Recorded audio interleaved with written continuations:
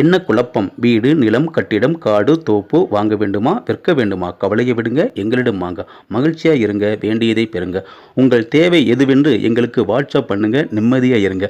உங்கள் தேவை விரைவில் நிறைவேறும்.